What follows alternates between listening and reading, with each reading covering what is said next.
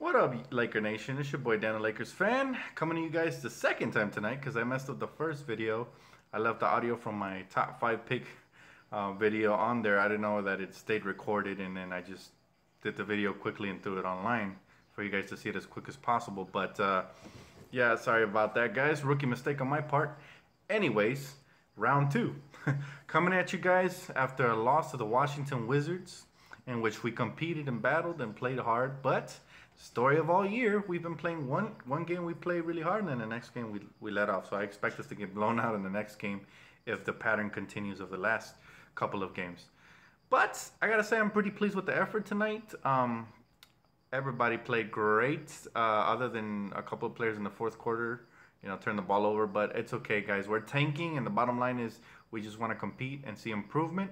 And we have seen improvement from all the young players, especially Russell. I think he has made the most stride ever since moving to shooting guard. He's averaging 24 points a game, 24.6 to be exact, and 5.6 assists, shooting 50% from the field. So that's impressive ever since moving DLo to shooting guard.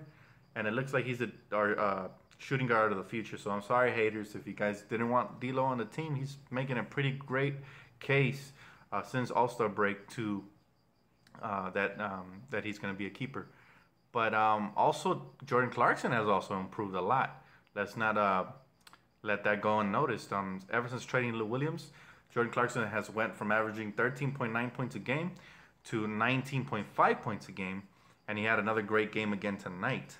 So that's impressive.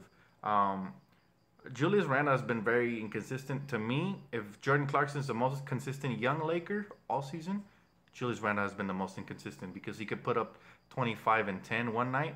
The next night he throws up a dud, and he scored like 4 points and like 2 rebounds or something like that.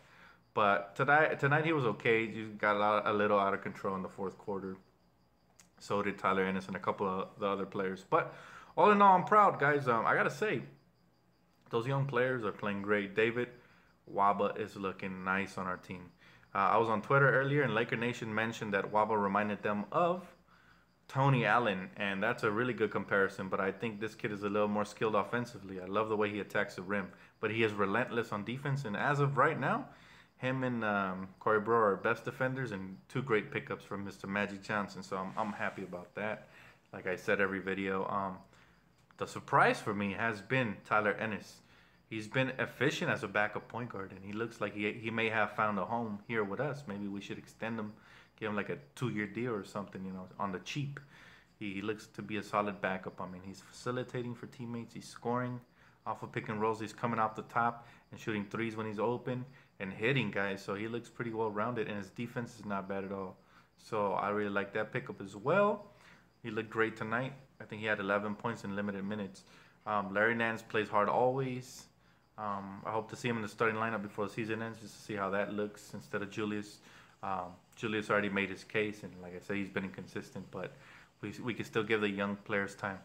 All in all, we played great. We competed for 3 of the fourth quarters, and in the fourth quarter we fell apart a little bit. But the Washington Wizards have been balling. I was a little scared that we might have won the game. We're trying to tank. There's only 8 games left, and the Phoenix Suns are bottoming out, guys. They're gonna lose all the way to the end of the season. They really want to slide into that second slot to try to snatch up that second overall pick, still barring the lottery ping pong balls.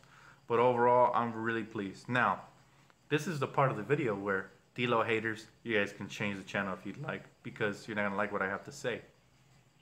Okay, I already mentioned part of this in the first part of the video, but D'Angelo Russell looks like the shooting guard of our future.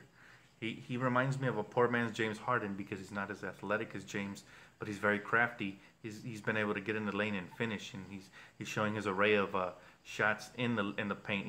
He hit him with the Euro on one play.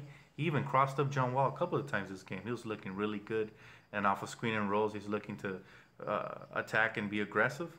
And I really like him playmaking as a secondary guard. So I think him and Lonzo Ball would be magical together because, I mean, he looked a lot more comfortable playmaking at the 2 guard, off ball.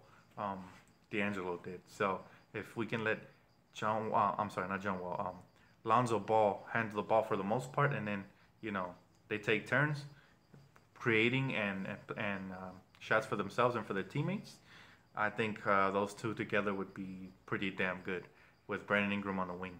So I'm hyped, and it's not that I'm a DLo homer, guys. It's just that you have to give credit where credit is due.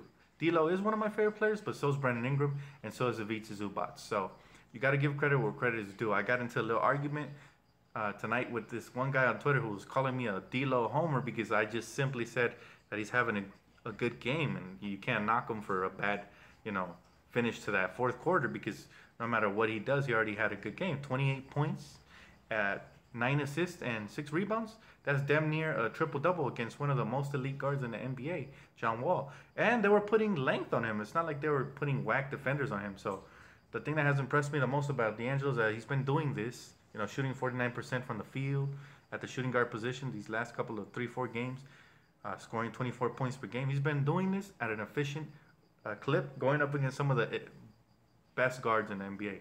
He did it first versus what's his name from the Cleveland Cavaliers, Kyrie Irving. He did it first versus Kyrie Irving, and then he did it versus Damian Lillard. He dropped 22, which was a decent game last game. And now this one, he almost dropped the triple-double on John Wall, and they have a decent defensive team because Bradley Beal could defend as well. You can't say, oh, well, Bradley Beal was on him most of the game. No, they were switching on him. It was Bradley Beal, it was John Wall, and it was even, I saw a little bit of Kelly Oubre, who has some, he's 6'7", and he has some wingspan on him. So, I mean, D'Lo's looking comfortable at the shooting guard position. I know a lot of you guys don't like to hear it, but he looks like a keeper to me. And I say this, guys, because we don't want to make the same mistake the Oklahoma City Thunder did with James Harden. I'm not a D'Lo homer. I'm just giving you facts. I've been watching D'Angelo Russell play since Ohio State. I love his game. As a freshman in Ohio State, he was a beast. And I knew his scoring game would translate over, and his court vision is translating too. The only problem with him as a primary guard is that sometimes he tries to force the issue. That's why he's better at the two guard. He looked more comfortable. He lets the game come to him. And that's the only thing. I'm commending him. Ever since All-Star break, trading Lou Williams was the greatest thing that could have happened to Mr. D'Angelo Russell. Not only him, but Clarkson as well. Clarkson's game has, like I mentioned earlier, Clarkson's game has, climbed to another level as well. He's averaging 19 points instead of 14. So has Ingram, who's averaging like 15 points. No, not 15. He's averaging like 13 points ever since All-Star break, right? Month by month, you've seen an increase. So everybody benefited from this trade, especially our guards and our wing players. Even Randall's averaging like 16 points a game ever since trading Lou Williams. So they're looking really good. And the future is bright as long as they keep developing. That's what the end of this season is like. My heart was split during the game. I was like, should we win it because this is going to be a big time confidence booster for our young players, or hopefully we stay close and end up losing in the end? And that's what happened, because like I said, this draft is deep, and I hope we keep our pick, guys. But I'm proud of all the young players. I gotta say, the most efficient young player has been Clarkson, but the most impressive young player to me has been D'Angelo, especially since All-Star break. And Zoo and Ingram have been right there, right behind him, and impressing me, right? And so has Clarkson. So the least impressive guy to me is Julius Randle. He's looking like the most replaceable because, like I said, he has a game where he's almost dropping triple doubles and stuff, and then he comes back with a 4-point game the next game. So I just want to see him be a little more efficient, but I like him. I like Julius, and I hope he does well.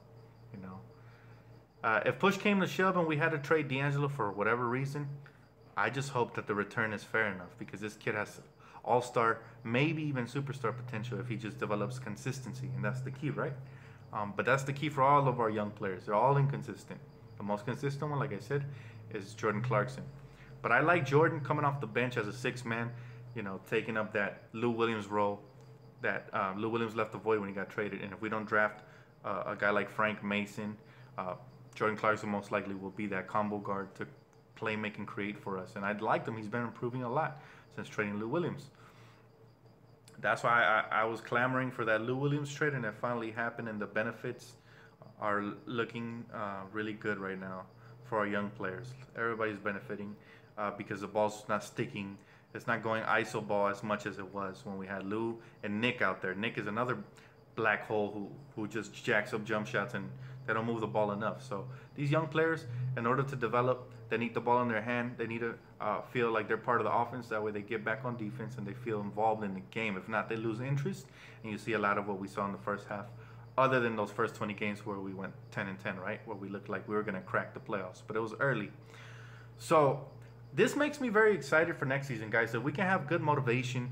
I heard another thing that impresses me about DLo, again, not to go on and on about him, but I heard that after that game versus the Portland Trailblazers, where he had a decent game, it wasn't a great game, but he dropped 22 points. I heard that he went straight to the gym, and that work ethic, if he installs that permanently and he keeps working hard, he will be an all-star and maybe even more. But yeah, we don't want to go through what the Thunder went through and trade any of our young players away too early, especially not one like DLo, who's starting to show promise at the 2 guard spot. Looks like we finally found his natural position right now. From the 2 guard spot, he can focus primarily on scoring, and playmaking can be his secondary concern. But when he was a point guard, I just felt like he was forcing the issue, trying to get teammates involved, and the defense was reading it, right? It was too predictable. He was trying to make passes he was making in Ohio State instead of just letting the game come to him. Ever since moving him to a shooting guard, matter of fact, ever since All-Star break, he's been letting the game come to him better and better. But shooting guard looks like his natural position. All right, guys, I appreciate all the comments. Go ahead and leave a comment, like, subscribe. Tell me what you guys think of Mr. DLo. Are you guys sold on him or not? Not yet. I know a lot of people still going to hate on him. Some of it, guys, honestly, is the media. You know, they push the narrative ever since the snitch thing. You know, it's like, come on, guys. He made a mistake. You don't have to. You don't have to sacrifice him about that. You don't have to, you know, torture him for that. Let the kid be. He's a young kid. We're all human. We all make mistakes. Kobe made a mistake, and you know, some people cling to that, and they still call him rapist and all these bad names, even though he was such a great player. Instead of enjoying his greatness, some people just rather hate, you know, and that's not good. You have to admit when a player is doing well as you have to get on him when he's doing bad, right? That's why I've gotten on DLo when he has looked like his heart's not in the game. But recently, like I said, I'm really pleased with him and Jordan Clarkson and Brandon Ingram and Ivica Zubac. So they all look to be making strides, and that's what we needed. I wish we would have did this from the beginning of the season, and these kids would have been further along already, right? But it is what it is, guys. I'm proud of the kids, and I hope we keep our pick. Things are looking up. Leave a comment, like, subscribe. I'll catch you guys after Thursday night's game. Peace out, YouTube.